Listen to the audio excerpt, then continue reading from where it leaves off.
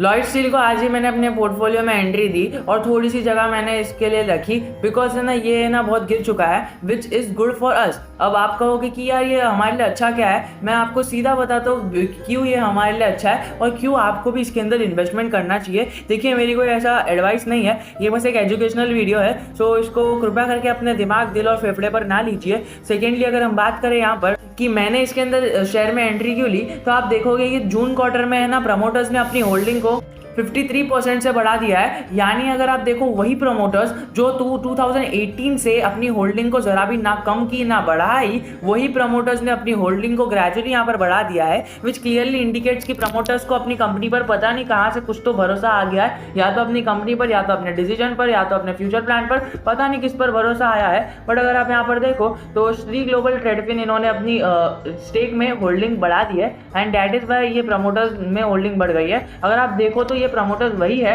जिसने अपनी होल्डिंग को बेचकर अपने सारे डेट्स क्लियर किए थे, और वही प्रमोटर्स अपनी ग्रेजुअली होल्डिंग बढ़ाने के चक्कर में थे इतने सालों से, बस कुछ किया नहीं था। बट अगर अभी हम देखें तो यही वो शुभ घड़ी है जहां पर प्रमोटर्स ने अपने टॉप लेवल पर भी बाय किया। अगर हम मान के चले ये एक साल का चार्ट पैटर्न, एक साल का टाइम फ्रेम देखें तो यहाँ पर ये देखिए गिरावट से पहले प्रमोटर्स ने बाय किया था, ठीक है, तो रिजल्ट आने से पहले उन्होंने बाय किया और रिजल्ट में दिखाया कि हमने बाय किया है। यहाँ पर अगर हम देखें तो टॉप लेवल पर प्रमोटर्स ने क्यों बाय किया, कोई भी बंदा अपनी कंपनी को टॉप लेवल पर क्यों बाय करेगा, क्योंकि उसे पता है कि आगे जाके शेयर बढ़ने वाला है, इसीलिए तो वो बाय करेगा। बिकॉज अगर उन्हें पता रहता कि हमारे डिसीजन खराब है, हमारे पास जो भी डिसीजन टेकिंग एबिलिटी है वो खराब है, हमारे पास जो भी बिजनेस है वो खराब है एंड बिजनेस नहीं आने वाला है, बिजनेस ठप होने वाला है, so why will they increase their holding in this top situation, जब मार्केट टॉप पे बैठा है। इनका जो 1 ईयर का टाइम फ्रेम पे जो स्टॉक बढ़ा है वो टॉप पे बैठा है, और अगर हम 5 ईयर्स की बात करें तो हमें पता चलेगा कि 5 ईयर्स में भी इसने कुछ नीचे नहीं गया है, ये तो अपने 52 भी खाए के आसपास इन्होंने अपनी चीज़ को बाय किया है। यहाँ पर अगर आप देखो तो उन्हें ये डर रह सकता था ना कि यहाँ पर हमने बाय किया और यहाँ पर फिर से जो 52 भी खाया था, यहाँ से इतना भीषण गिरावट आई थी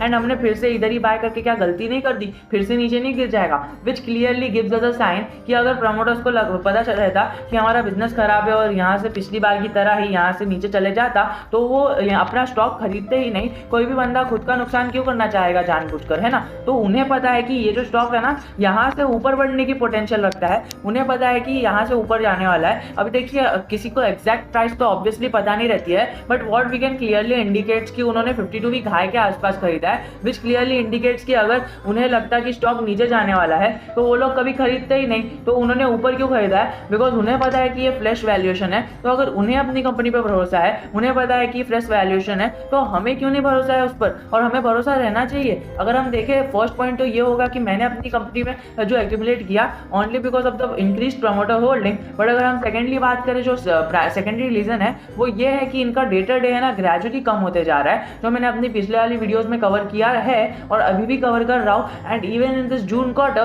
they have come up with less debtor days. And अगर हम इनके जो कंपनी के नेट कैश फ्लो की बात करें तो कैश फ्लो ये किसमें यूज हुआ था, बोरिंग्स को कम करने में। अगर हम बोरिंग्स को देखें तो 20 लाख के आसपास की जो बोरिंग्स है वो कम हो गई है, यानी जो इन्होंने कर्ज लेके रखा था, लोन लेके रखा था, वो कम हो गया है। और सेकेंडली अपने रिजर्व्स को भी 1 करोड़ से बढ़ा दिया है। अब आप समझ सकते हो कि 1 करोड़ रिजर्व बढ़ाने में, 20 लाख बोरिंग्स बढ़ाने में और यहाँ पर जो डे टू डे है वो कम करने में इन्हें कितना मनी लगा होगा।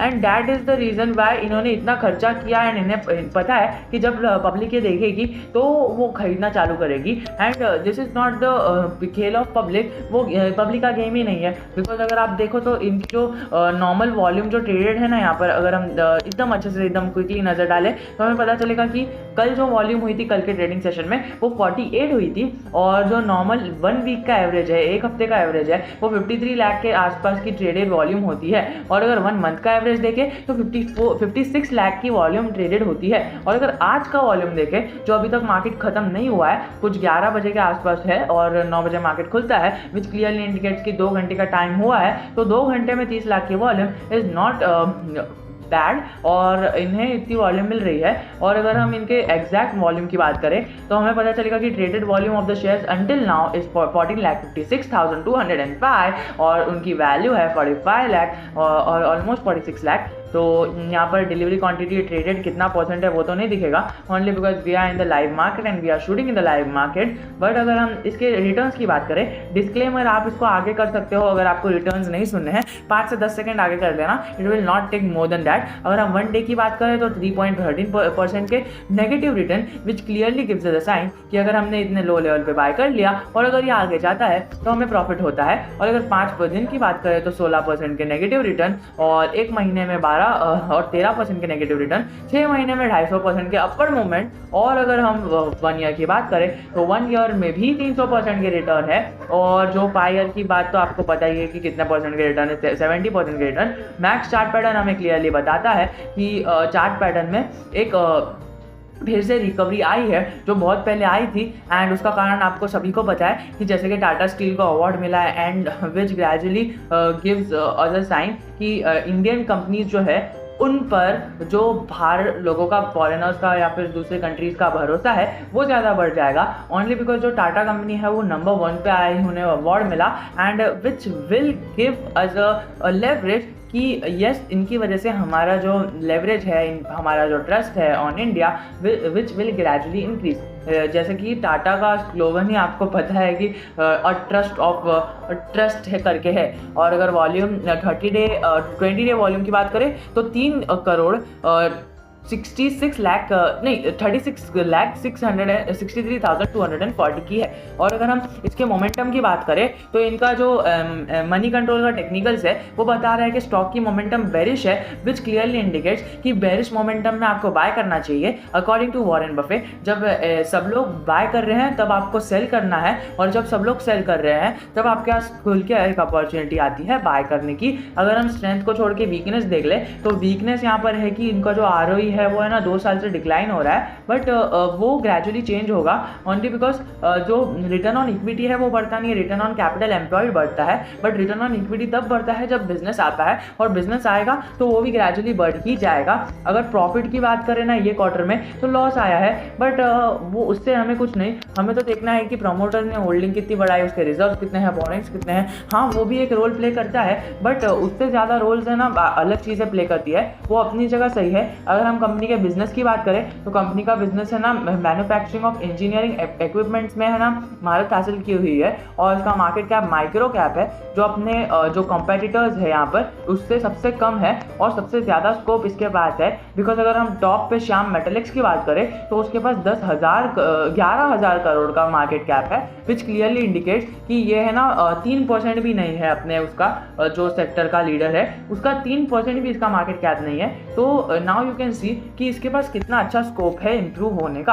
अगर हम इसके कॉन्स की बात करें तो भंडार लग जाएगा कॉन्स का। पहला कॉन जो बुक वैल्यू के ऊपर है वो तो हमेशा से रहेगा ही बिकॉज ये स्टॉक आगे रॉकेट बनने वाला है। और अगर हम सेकंड पॉइंट की बात करें तो कंपनी है ना प्रॉफिट रिपीटेड दे रही है बट डिविडेंड नहीं दे रही है। बट देखिए अभी इनकम आती है तो वो 2 काम कर सकते हैं, या तो डिविडेंड दे सकते हैं या तो अपनी कंपनी में री इन्वेस्ट कर सकते हैं। बट जो सबसे अच्छा जो स्टॉक का चीज़ रहती है ना, एक्शन रहता है, वो रहता है कि कंपनी में इन्वेस्ट करना। बिकॉज पेनी स्टॉक है तो फंडामेंटली वीक रहेगा, तो उनके फंडामेंटल्स को संवारने के लिए तो इन्हें अपना स्टॉक को डिविडेंड ना देते हुए अपना यहाँ पर अपने कंपनी में इन्वेस्ट करना चाहिए ना। बिकॉज देखिए जो भी डिविडेंड देती है वो फंडामेंटली स्ट्रॉन्ग कंपनीज रहती है और उन्हें पता है कि अपने जो फंडामेंटल्स है अपनी कंपनी के बिजनेस पर उन्हें अभी ज़्यादा इन्वेस्ट करने की ज़रूरत नहीं है, तो वो डिविडेंड दे देती है। बट अभी इनको है ना अपनी कंपनी को बहुत अच्छी तरह से संवारना है। अब तो बहुत लंबी जर्नी है दोस्तों, 10 साल की जर्नी है, मंडली अगर बन जाएगा ये। देखिए ये मेरी अगर फीलिंग कहती है एंड मेरा एनालिसिस कहता है। अगर हम इसके सेल्स ग्रोथ की बात करें तो वो 20% थी जब हमने पिछली बार वीडियो बनाया था, पर अभी घट के 9% हो गई है, जो ये कॉन्स में नहीं ये प्रोज में आना चाहिए हमारे अकॉर्डिंग। जब हम एनालिसिस करते हैं पर वीक हम एनालिसिस करते हैं तो हमें पता चलता है कि कितना इसके अंदर प्रोग्रेस हुआ है। और अगर रिटर्न ऑन इक्विटी की बात करें जो हमने पहले टिकट टिप पे देख लिया था तो वो कम है और कॉस्ट ऑफ बोरिंग हाई दिख रही है। बस इससे बड़ा तो और कोई कॉन नहीं ही है यहाँ पर इसके अंदर। और हम एक बार टिकट टेप के ऊपर नज़र डाल देते हैं तो हमें पता चलता है कि इसका जो थर्ड रीज़न है for me to enter in the stock is the disclaimer. कि देखिए मैंने है ना इसके अंदर पहले तो डिस्क्लेमर है कि मैंने थोड़ी सी क्वांटिटी बाय की है, मेरे पास समझो 1 लाख का कैपिटल है, तो मैं पहले 1000 रुपीज़ ऐड करूँगा and I will divide and rule in the portfolio I will divide my capital into many parts and then I will not invest in bulk, I will invest like an SIP, not like that SIP। So they are saying कि यहाँ पे इनका जो entry point है वो बहुत ही अच्छा है एंड मैंने टिकट टेप के पे आया, देखा कि एंट्री पॉइंट अच्छा है, ग्रीन सिग्नल है तथास्तु, तो मैं इसके अंदर एंटर हो गया। Which gives is a clear reason कि फोर्थ रीजन ये है कि इसके अंदर एंट्री होने का टिकट टेप ने बताया है कि इसका जो फेयर वैल्यूएशन है ना तो वो ओवरबॉट जोन पे है और ना ओवर सोल्ड जोन पे है, बट अकॉर्डिंग टू मी वो ओवर सोल्ड जोन पे भी है। इधर कुछ लिखा नहीं है बट अभी वो उधर से रिट्रेसमेंट दे सकता है जो उसके 50 डे मूविंग एवरेज के आसपास ट्रेड कर रहा है ना। मैंने आपको पिछले वीडियो में भी लेवल्स दिए थे and I will try to give you levels in this video too. यहाँ पर जो इनका 50 डे मूविंग एवरेज है वो 2 रुपये 90 पैसे का है, बट अगर हम यहाँ पर कैलकुलेट करें ना तो राउंड ऑफ फिगर पकड़ सकते हैं। अगर ये अपने मूविंग एवरेज को रिस्पेक्ट करता है तो ये 3 रुपये तक आराम से गिर के ऊपर ट्रेस बैक कर देगा। तो मैं है ना अभी डेली इसके अंदर थोड़ी थोड़ी अपनी होल्डिंग बढ़ाता चलूँगा और कभी ऐसा लगा कि नहीं होल्डिंग बढ़ानी है तो आई will not increase, it will depend on the circumstances. तो अगर आपको जानना है तो आप मुझे कमेंट कर सकते हो, I will gradually tell you. But यहाँ पर आई डोंट थिंक कि अभी कोई नीड है, क्योंकि यहाँ पर देखिए यहाँ पर जब भी ये स्टॉक बढ़ता है ना तो इसके अंदर वॉल्यूम की तादाद है ना ग्रेजुअली बढ़ जाती है। अगर यहाँ पर पिछले जो वीक की नज़र डालें तो ऐसी वॉल्यूम बढ़ने चालू हो गई थी, फिर ग्रेजुअली डिक्रीज हो गई। बट अगर हम यहाँ पर फिर से देखें तो वॉल्यूम फिर से अपने कगार पर है बढ़ने की एंड आई थिंक कि अभी ये रिट्रेसमेंट दे देगा थोड़े टाइम बाद। हाँ गिरेगा, ऐसा नहीं है कि मैंने आज कहा और कल ही के दिन ऊपर चले गया, it can take almost 1 month, but जब ऊपर जाएगा ना तो वो 1 मंथ की कसर भी ऐसे ही हटा देगा and then we can get returns. तो आज के लिए इतना ही। अगर कुछ भी डाउट रहेगा I am always a comment away from you. तो जय हिंद, जय भारत।